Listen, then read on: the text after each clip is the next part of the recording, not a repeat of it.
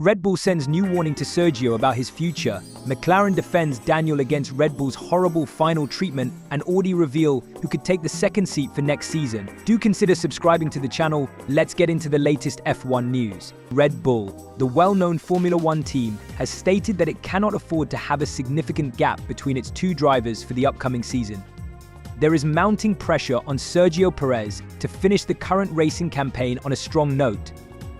The team based in Milton Keynes has already experienced a setback, losing its lead in the Constructors' Championship to McLaren. Furthermore, they are in a precarious position as Ferrari is now closing in, trailing by just 34 points. Red Bull recognizes that their current situation has been worsened by Perez not performing as well as they had hoped. With only 144 points to his name this year, he finds himself far behind his teammate Max Verstappen, who has accumulated an impressive 331 points. After the summer break, Perez was given a chance to keep his spot on the team, and there was optimism that he could perform better at tracks where he has historically done well. Unfortunately, the recent races have not gone as planned, highlighted by a missed opportunity for a podium finish in Baku due to a late crash with Carlos Sainz.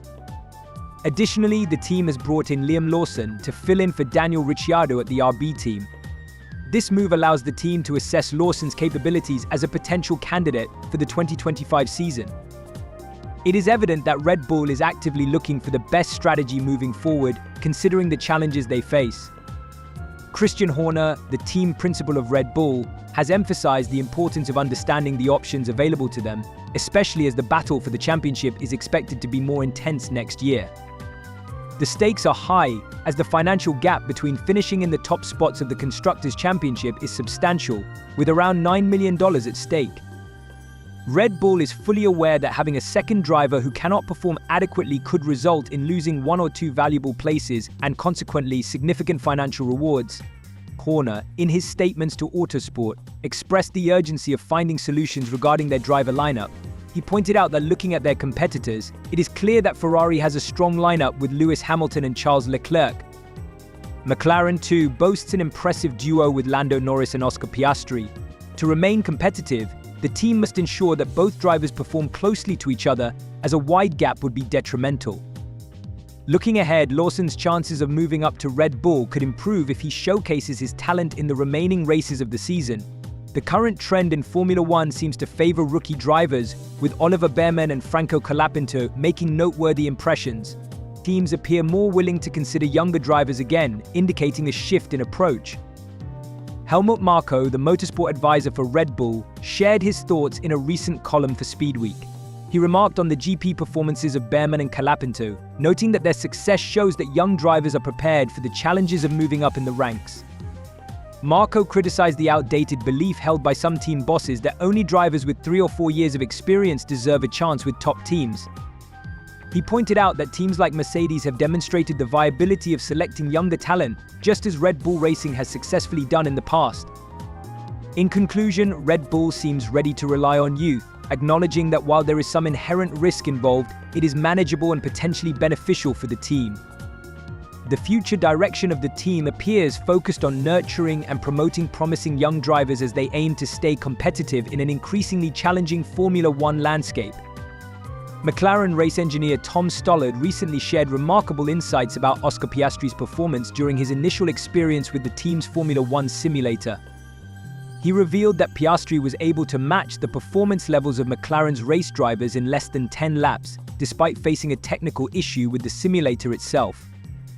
Oscar Piastri made a significant entrance onto the Formula One stage last season, transitioning from his role as a reserve driver at Alpine to officially racing with McLaren. This move was much talked about in the motorsport community, and he has quickly established himself by currently sitting in 4th place in the 2024 F1 drivers' standings. During a recent interview, Stollard described Piastri's first session with McLaren as truly impressive. He highlighted how the young driver, who has already won championships in both Formula 3 and Formula 2, was able to adapt to the simulator impressively fast. In just a few laps, he was on pace with the team's established race drivers, even though he had no previous reference points to guide him. Stollard explained that an issue with the lap delta, a feature on the steering wheel that shows drivers their lap times compared to their best times, left Piastri without this valuable feedback as he drove. Despite this challenge, Stollard, who has an athletic background as an Olympic silver medalist in rowing, noted that Piastri was able to visualize the track in his mind and match the braking points and other crucial aspects of driving that the current drivers were executing, all without any instruction from the team. Stollard mentioned, "We set out to help Oscar improve and succeed independently of his teammate." He further explained on the Beyond the Grid podcast how striking it was that within fewer than 10 laps, Piastri was already matching the lap times of the race drivers and hitting all the necessary braking points accurately. Stollard emphasized Piastri's remarkable talent for quickly figuring out the intricacies of the simulator. He stated that as a race engineer, one of the key responsibilities is to avoid overwhelming the driver with too much information. If too many instructions or comments are given, it could create unnecessary stress or confusion, which is something that can affect any driver, not just Piastri. He explained that each driver has their unique process for advancing their skills, and it is crucial for the team to support and facilitate that development rather than complicate it with excessive guidance. By allowing drivers like Piastri to find their own rhythm, they enhance their chances of success on the track. Mattia Binotto is currently engaged in what could be described as a strategic game of poker with Valtteri Bottas, the Finnish driver who is hoping to continue with Audi F1. Binotto, the chief of Audi F1, has shown reluctance to give in to Bottas's demands for a new contract because he has a very strong alternative option in Mick Schumacher. Schumacher, who has previously driven for Haas and currently serves as a reserve driver for Mercedes, is seen as a valuable asset that could change the dynamics of Audi's driver lineup. As things stand, Audi is the only team on the Formula One grid that has not yet confirmed its full driver lineup for the upcoming season in 2025. The team is still weighing its options and is particularly uncertain about who will partner with Nico Hülkenberg, who has already secured his position. Audi appears to be taking its time on this decision and does not seem in a rush to announce who their second driver will be for 2025. Recent reports have indicated that Bottas was initially favored to secure a fourth season with the Audi team. However, discussions regarding his contract have recently hit a standstill. One of the key points of disagreement is the duration of the extension. Bottas is seeking a multi-year contract, which would provide him with more security and continuity, while Audi, who will continue to operate under the Sauber name for the upcoming season, is currently only willing to offer him a one-year deal. But according to Felix Gorner from RTL, the negotiation challenges extend beyond just the contract length. The two sides are also clashing over Bottas's salary, which has emerged as a significant sticking point in their discussions. Despite these complications, it seems that Binotto may indeed hold the winning position in this negotiation game. Audi is not only looking at Bottas but is also in discussions with Mick Schumacher, who is eager to return to racing in F1. Binotto has acknowledged that he is in talks with Schumacher, but has also made it clear that he is not in any hurry to finalize a decision. Currently, there is a tense negotiation underway involving Bottas and Binotto, with significant financial implications. Gorner has pointed out that there are still considerable differences in what each party envisions for the contract. Binotto appears to be using this time strategically, as he has a strong alternative in Schumacher, whose capabilities and past performance Binotto is quite familiar with from his time working with him at the Ferrari Academy between 2019 and 2022. Gorner believes that Schumacher's chances of taking the Audi seat from Bottas are quite realistic. However, he warns that fans should not expect any announcements to come in the near future. He noted that Sauber Audi will likely not make a decision on their driver lineup for 2025 in the immediate upcoming days, aside from confirming Hülkenberg's place. This delay in decision-making could actually work in Schumacher's favor, giving him more opportunities to demonstrate his racing skills. Schumacher is currently participating in the World Endurance Championship with Alpine, and the final race in Sakhir, Bahrain, is still ahead. If he performs as he did during the previous race in Fuji, where he achieved a podium finish, it could bolster his chances of showcasing why he deserves a spot on the Formula One grid. It's clear that Gorner has a preference for Schumacher over Bottas in this situation. According to him, Binotto is in a better position now, having gathered additional information regarding the development status of Audi and the overall driver concerns, allowing him to make more informed decisions about budget allocation for upcoming seasons. Gorner voiced a critical viewpoint regarding Bottas, suggesting that hiring a driver with a potentially high salary but limited prospects for winning races would not be a wise expenditure for the team. From this perspective, Binotto's decision to take his time with negotiations is a savvy move. In summary, German fans of Formula One can hold on to hope, as it's evident that Sauber Audi has yet to make a definitive choice regarding their second driver for the 2025 season. McLaren's race engineer and the director of human performance, Tom Stollard, has expressed his disagreement with the opinion held by Christian Horner, the team principal of Red Bull Racing, regarding Daniel Ricciardo's driving style. Horner recently stated that upon his return to Red Bull, Ricciardo had brought with him bad habits in his driving. This statement has not sat well with Stollard, who currently fulfills the role of race engineer for Oscar Piastri and previously held the same position for Ricciardo before the Australian driver departed from McLaren at the conclusion of the 2022 season. After leaving McLaren, Ricciardo took on the role of a third driver at Red Bull. Stollard's comments come in light of Horner's earlier remarks, which suggested that Ricciardo returned to the Red Bull team with driving habits they had not recognized after his previous stint with the team, which had ended back in 2018. During a joint appearance with McLaren's CEO, Zak Brown, Horner humorously remarked that Ricciardo might need to be fed up a bit following his time with McLaren. He continued to explain that when a driver is behind the wheel of a car known for its limitations, they often learn to adapt their driving style to maximize performance within those constraints. According to Horner, it was evident that, upon returning to Red Bull, Ricciardo had adopted some driving tendencies that were unfamiliar to them, significantly different from the Daniel they remembered from 2 or 3 years prior.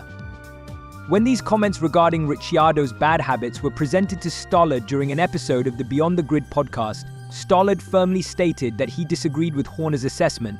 He explained that in his opinion, Ricciardo was operating the car in a very normal manner. Stollard pointed out that McLaren's car had specific requirements, particularly during the turn-in phase of corners. Ricciardo faced challenges in adapting his approach to meet these demands due to the need for extremely precise timing when driving. He emphasized that the adjustments needed to extract optimal performance from the car required quick and almost instinctive reactions from the driver. However, Stollard noted that in different types of corners where sharp inputs weren't as critical, Ricciardo's driving style thrived. He highlighted that in this context, teammate Lando Norris benefited from some of the skills that Ricciardo demonstrated. Stollard ultimately concluded that Ricciardo did not leave McLaren with bad habits. Instead, he suggested that Ricciardo's driving had evolved to fit the requirements of McLaren's car, and now he was trying to adapt his style to suit the different characteristics of the Red Bull vehicle. Stollard clarified that this situation was less about bad habits and more about transitioning from one driving approach to another. Following Ricciardo's spell with McLaren, it has been a challenge for him to secure a competitive seat, leading to his replacement by Liam Lawson ahead of the United States Grand Prix. Reflecting on Ricciardo's journey, Stollard noted the highs and lows of what became a shorter tenure at McLaren than many had anticipated. Ricciardo ultimately parted ways with McLaren after mutually agreeing to end his contract early, which led to Piastri taking over his position. Nonetheless, Stollard fondly remembered Ricciardo's remarkable victory while driving for McLaren, considering it a brilliant demonstration of what Ricciardo was capable of achieving on his best days. Stollard described his experience working with Ricciardo as very positive, noting that Ricciardo is an incredibly likable person to be around. He acknowledged that while their time together at McLaren did not yield the desired results, there were moments when Ricciardo truly excelled and showcased his capabilities. Specifically, Stollard recalled the memorable weekend at Monza in 2021 when Ricciardo dominated throughout the race weekend. He qualified impressively, made significant progress during the sprint race, and at the start of the main race, he successfully took the lead from the outset. It was worth noting that even though Max Verstappen and Lewis Hamilton ended up colliding and removing themselves from the race, McLaren had their performance covered, and Stollard felt confident that Ricciardo would have won the race regardless. Stollard recognized that this achievement represented a high point, marking McLaren's first win in nearly a decade, which made it an especially significant moment for the entire team. However, he also pointed out that there were other race weekends during Ricciardo's time at McLaren that did not meet expectations. He acknowledged that the car they had required a different style of driving compared to what Ricciardo had been successful with in previous teams, leading to some struggles on his part to adapt and maximize the car's performance. After leaving McLaren, Ricciardo's experience with AlphaTauri appears to have reflected a similar pattern. Stallard observed that Ricciardo enjoyed some good days where the team achieved their goals, but there were also days when the results were not as favorable. Throughout his time with McLaren, Stallard emphasized that Ricciardo maintained a consistently positive attitude and was always supportive of the team. He mentioned that everyone who worked closely with him appreciated the experience, making it tough for the team to come to terms with the fact that they were unable to fulfill their collective ambitions during their time together. Despite the strong urge to make a change and replace Sergio Perez during the summer break, the Red Bull Racing team is currently considering various alternatives for the year 2025. Christian Horner, the team's principal, has made it very clear that Red Bull aims to build the strongest team of drivers possible for the upcoming season. To that end, they will be analyzing the performances of Liam Lawson and Yuki Tsunoda very closely in the weeks ahead. From what has been observed, it appears that Horner is more optimistic about the potential of Lawson compared to Tsunoda. Throughout this season, there has been ongoing discussion and speculation surrounding Red Bull's driver lineup, particularly in relation to Daniel Ricciardo's future within the team leading up to the Singapore Grand Prix. The choice to replace Ricciardo with Liam Lawson, while controversial, clearly indicates Red Bull's commitment to its future goals and aspirations. Even though Sergio Perez has a contract with the team that extends over multiple years, his position does not appear to be entirely secure at this point.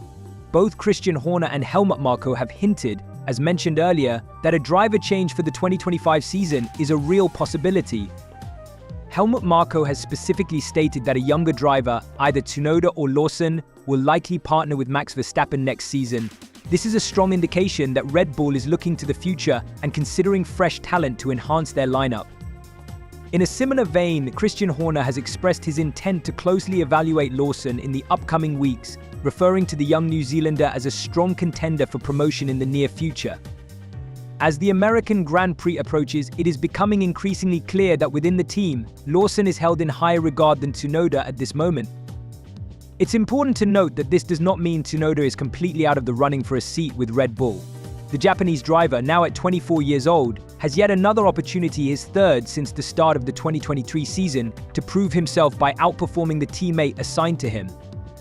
After the departures of Nyck de Vries and Daniel Ricciardo from the team, the pressure is certainly on Tsunoda as he remains on Red Bull's list of potential drivers for the future. However, it should be noted that Helmut Marko tends to have a more favorable view of Tsunoda compared to Horner's stance on the driver.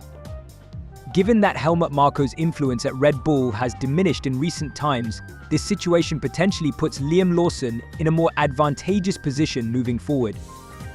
If both Lawson and Tsunoda perform at a similar level during the remaining races, Lawson is likely to be the one who gets the nod for the promotion. With only 6 races left in the current season, it's possible that just 1 or 2 impressive performances by either driver could significantly sway the decision in their favor. This same reasoning applies to Sergio Perez as well, who could safeguard his place within the team by delivering strong results in the final races. Nevertheless, looking back at the past 2 seasons, it is evident that the 34-year-old driver finds himself walking a fine line regarding his future. The real question that looms large is whether Red Bull is prepared to take a leap of faith and place their trust in either Liam Lawson or Yuki Tsunoda for the next chapter of their racing journey. That's it for this video. I'll see you in the next one.